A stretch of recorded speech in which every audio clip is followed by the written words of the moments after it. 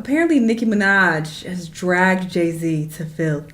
She blasts him for being evil and spiteful. Times. But Diddy parties and Diddy After Dark are two different things. I want to go on record of saying I never saw Jay-Z at a Diddy After Dark party. Then again, I wasn't there. So I don't know who was there. But I know that I saw Jay-Z at the Diddy party. Nicki Minaj just dropped a bomb on Jay-Z, and if she's right, the entire Beyonce empire is built on a lie, one that ties back to Diddy's most infamous parties. In the last 24 hours, the hip-hop world has been spinning on its axis, because Nicki isn't just coming for Jay's reputation. She's detonating the foundations of his marriage and his business legacy. She's alleging that Jay-Z and Beyonce's relationship isn't a love story at all, but what the industry calls a lavender marriage, a performance orchestrated and maintained for years by Matthew Knowles, Beyonce's father, and one of the most notorious behind-the-scenes strategists in modern music. And this time, Nicki didn't just suggest the relationship is a facade. She went further than anyone has gone before, stating outright that Jay-Z isn't just friends with Diddy, but his lover, and that Beyoncé has known the truth from the beginning. This isn't a stray shot on social media. This is an open declaration of war with real names and real implications. Jay-Z's also been linked or connected in doing business with him. Now, Jay-Z has also been tied to Diddy through rumors and longtime allegations and conspiracies. We've all seen them online. Like the one that claims Jay-Z allegedly cheated on Beyonce with Kathy. Nicki's core allegation has been echoed in private circles for years, but it's never gone public at this level. She points to the couple's famously secret 2008 wedding, the one where there were no rings, only matching Roman numeral tattoos on their fingers, and no photos released to the public. For a pair who have made a fortune off their image, why would the power couple of the century skip every traditional symbol of commitment unless the whole setup was just for show? That tattoo insiders whisper isn't about romance, it's about brand synergy, legal entanglements, and a business contract signed under the table, supervised by Beyonce's own father, Matthew Knowles. And the whispers haven't stopped there. Now the rumors are spreading like wildfire. Sources familiar with the industry say Jay-Z and Diddy's relationship has always gone far beyond music or money. Behind closed doors, their bond has allegedly included attendance at the same notorious freak-off parties, private gatherings where celebrities, executives, and hanger-ons indulge in anything goes, sometimes with everything recorded for insurance or blackmail. These aren't urban legends anymore. In the past year, lawsuits and depositions have dragged Diddy's parties into the legal spotlight, and suddenly, every name that's ever been seen with him is coming under scrutiny. When Nicki says Jay wasn't just at those parties but involved with Diddy, and that Beyoncé knew and approved because her own reputation depended on the illusion of a happy marriage, the narrative suddenly makes a twisted kind of sense, and people are wondering how much of what we see from this trio is actually real. Remember Diddy and Jay? Inseparable at the party. They're just probably best friends. They probably both grew up in New York. They're New Yorkers. I don't know their relationship. I don't know what business they got going on, but they are really close with one another. They are friends. But if this story ended at rumors of parties, it wouldn't have rattled the industry the way it has. There's a timeline of events that demands attention. Start with Kelly Rowland, Beyonce's closest friend, the person who should know every detail about what happens behind those velvet ropes.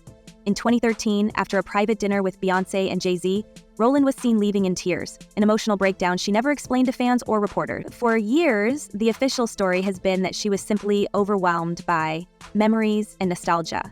But why would someone so close, so used to the spotlight, break down after what should have been a celebration? Rowland's comments since then have only deepened the mystery. Flash forward to 2021, when a seemingly innocent red carpet run in between Rowland and Jay-Z went viral. Fans obsessed over the way Rowland addressed Jay as Big Bro, but what caught our attention was her later response.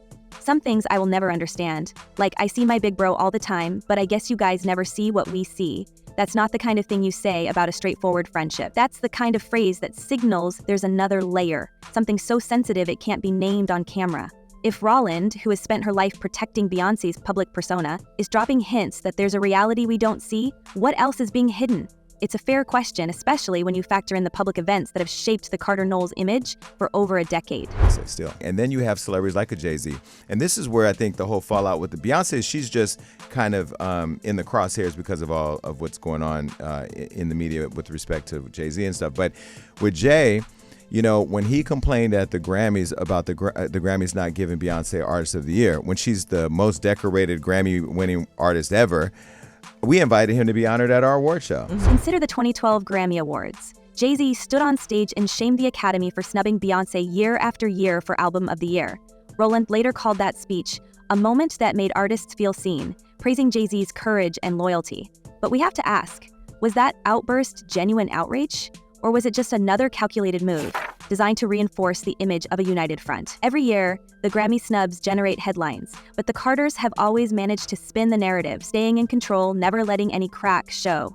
Maybe it's all been part of the performance. The Diddy connection brings us to 2024 and the lawsuits that have thrown the industry into chaos. Earlier this year, a man named Joseph Manzaro filed a complaint accusing Diddy of horrific acts at one of those Miami freak-off parties.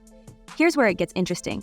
Jay-Z and Beyoncé were initially named as potential witnesses in the suit, until their lawyers produced evidence that they were actually in Hawaii at the time. That should be the end of it. But why would Jay-Z, a man who's supposed to be above suspicion, need such a detailed alibi? The mere fact that his name appears in a legal document about Diddy's parties, even if only as a witness, is enough to light up the rumor mill. People close to the situation say the only reason Jay-Z's team had that evidence ready to go is because they knew the rumors about his involvement weren't new. They were anticipating questions, not reacting to them. I mean, let's just be real for a second. There are a lot of lawyers who call this legal extortion, and that this is the way the legal system works, which is you threaten somebody with reputational harm, and in this case, it's interesting that Jay-Z, who's very wealthy, said it would be financial ruin. The legal issues don't stop there. We have to rewind to the year 2000, right after the MTV Video Music Awards. At an exclusive after-party, both Jay-Z and Diddy faced accusations from a woman who claimed she had been assaulted when she was only 13 years old. The suit was quietly dropped with prejudice earlier this year, meaning it can never be refiled. The sudden withdrawal set off alarms among those who've been following these stories. Jay-Z's attorneys immediately called the allegations a money grab and frivolous, but the fact remains these lawsuits keep surfacing, always naming the same group of powerful men, always withdrawn or settled before the truth ever sees daylight. The timing is suspicious, especially when you consider Nicki Minaj's explosive allegations hit social media just months after the case went away. The story is being managed behind the scenes, but it's not going away. Basically, my mom was at a show and she was with a friend. And I know, I guess her and her friend stayed to, after the show, he was doing little signings and little autographs and stuff like that. I guess he wasn't too big, but you know, I guess females, when the show's over, you can sign little autographs and stuff like that, talk to the people who perform. She said she went up there. Now add the Rymir Satterthwaite saga, the man who's been claiming for more than a decade that Jay-Z is his biological father. According to Satterthwaite, his mother was underage when she became pregnant in the early 90s, and Jay-Z's legal team has spent years using jurisdictional loopholes and technicalities to avoid a simple DNA test. The lawsuits have bounced between Pennsylvania and New Jersey, with Satterthwaite's camp accusing Jay-Z's attorneys of fraudulent court act and obstruction. The logic is simple. If Jay-Z's image as a family man is everything, why risk a protracted legal battle instead of just taking the test? Unless there's something even more damaging buried in the past. Something that goes beyond paternity and touches on the timeline of his rise to fame, his relationships, and the very nature of his partnership with Beyoncé. These legal fights and quiet settlements start to look less like isolated incidents and more like part of a wider effort to keep the Carter-Knowles brand untouchable. For years, the world has watched Beyoncé and Jay-Z market their marriage as the gold standard. Public declarations, coordinated album drops, and joint tours designed to sell the idea of a perfect power couple. But if the marriage is a front, if insiders are right, and this is all a stage play directed by Matthew Knowles, then we have to wonder who's being paid to keep their mouths shut. Behind every public appearance, every red carpet, every Grammy speech, there's a network of managers, assistants, and longtime friends. People who've seen everything, but never said a word. How do you know I'm not a gangster? Or used to be a gangster? I've been in the music industry for 30 years. Yeah, I mean, the industry's filled with gangsters. Even now, new rumors are surfacing about who really knows the full story. According to industry sources, there's a short list of insiders who have witnessed the dynamic up close, and they're not talking. Not because they're loyal, but because the stakes are just too high. Some of these individuals have signed ironclad NDAs, others have simply disappeared from public view, quietly replaced by new faces in the Carter-Knowles entourage. In the past, former associates have hinted that the most dangerous secrets aren't just about Jay-Z and Diddy's private life, but about the lengths their teams have gone to keep the truth contained. If the marriage is a performance and Diddy's parties are the backstage, the real question isn't who's directing it. It's who's getting paid to stay silent, and what Beyoncé really knows about the man she calls her husband.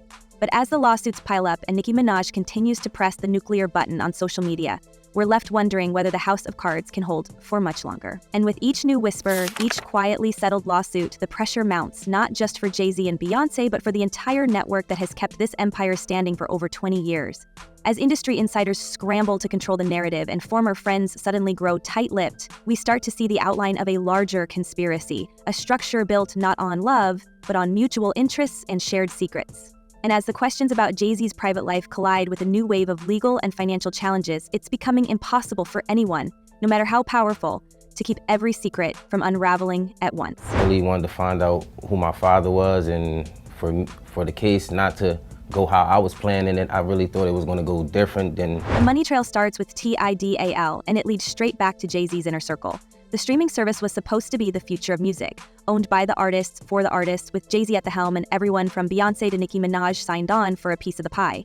But years later, Nicki put the whole fantasy on blast when she admitted, "I didn't even get one red penny when no one promoted it more than me outside of Beyoncé." Those words didn't just sting, they exposed a fracture in the family. If Jay-Z's own partners are left out in the cold, what does that say about the rest of the empire? Tidal wasn't just a failed tech experiment. It became the test case for how loyalty and image are bought and sold behind closed doors. Every payout, every silent partner, every artist left waiting for their share.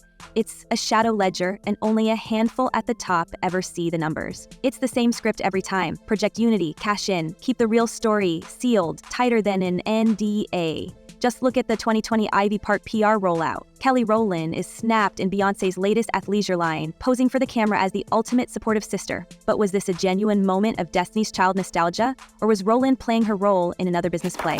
Industry sources say those photo ops aren't accidental. Every time Beyoncé launches a new brand, a carefully selected group of celebrities and influencers gets the call, and the narrative writes itself. Loyalty, legacy, family.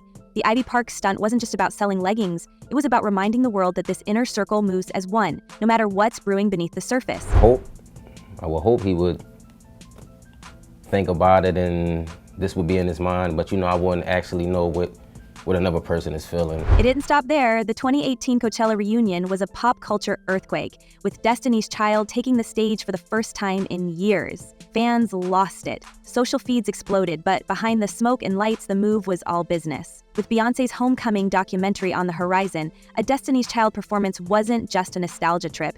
It was a strategic shot in the arm for Beyoncé's brand. That same weekend, Ivy Park saw record web traffic, and streaming numbers jumped across every platform where the group's catalog was available, a friendship moment that just happened to pad everyone's pockets and shore up the empire.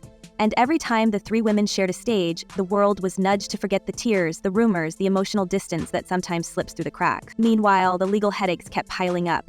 Ramir Satterthwaite's paternity fight with Jay-Z never went away, it just went underground. Satterthwaite claims Jay-Z's legal team ran a shell game to dodge a simple DNA test, hopping from one jurisdiction to another and, crucially, misleading the court about Jay-Z's real estate in New Jersey. Even Jay-Z's own attorney was forced to admit she misspoke about property ownership, an error that conveniently delayed the case and kept Satterthwaite locked out of answers. That slip was more than just a technicality. It looked like a calculated stall, and every year that dragged by, the myth of Jay-Z as the untouchable family man grew, while the people at the edges of his world found themselves battling shadows in court. So tell me about your relationship with Beyoncé, because she's on a track here. Everybody asks me that. Well, then I should know. But the shadow games didn't end with Satterthwaite. In 2024, another lawsuit with even higher stakes threatened to blow open a decades-old scandal. This one reached back to a 2000 VMA after-party with accusations leveled at both Jay-Z and Diddy. The details were explicit, the timeline damning. But then, in a maneuver so fast it made lawyers blink, Jay-Z's team produced airtight evidence he wasn't in Florida at the time. The plaintiff withdrew the suit with no explanation. On the surface, the story was closed, but anyone watching closely had to wonder, since when does a billionaire need a hyper-detailed alibi for a party 2 decades ago? If Jay-Z is so clean, why does his legal team always seem 2 steps ahead, ready to stamp out fires before they start?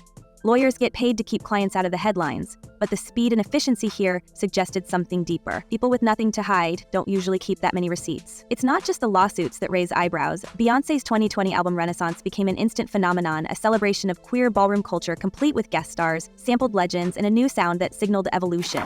Critics called it a bold, progressive move, but not everyone was buying the timing. Industry insiders started asking if this was artistic growth or a strategic pivot to distract from mounting questions about her marriage. Just as rumors about Jay-Z's private life reached critical mass, the couple put their stamp on a wave of cultural currency, cementing their image as untouchable icons of inclusivity and self-expression.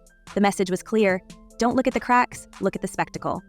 But the louder the show, the more people wondered what was being hidden in plain sight. This pattern, distract, dominate, deny, seems to be the true core of the Cardinals' strategy. When financial questions start swirling, drop a new business venture. When personal scandals threaten the fairy tale, stage a family reunion or an empowering public gesture. Every crisis is met with a carefully managed counter-narrative, and the network of loyalists around the couple grows ever more insular. The insiders who once whispered to the press have vanished, replaced by a wall of publicists and lawyers who specialize in making stories disappear. Meanwhile, people like Nicki Minaj and Remer Satterthwaite are left shouting into the void, their claims buried under new headlines and trending hashtags. But for all the choreography, the money always leaves a trail. TIDAL payouts, Ivy Park contracts, hush money settlements, and expensive legal battles. These are the transactions that keep the empire upright. When Nicki Minaj called out Jay-Z publicly, she wasn't just airing a personal grievance. She was lifting the lid on the real way business is done at the top. No matter how many times the brand preaches family, unity, or empowerment, the receipts tell a different story. When loyalty and silence are bought, it's only a matter of time before someone refuses to cash the check. What's happening with you, Nicki? What's going on in your life?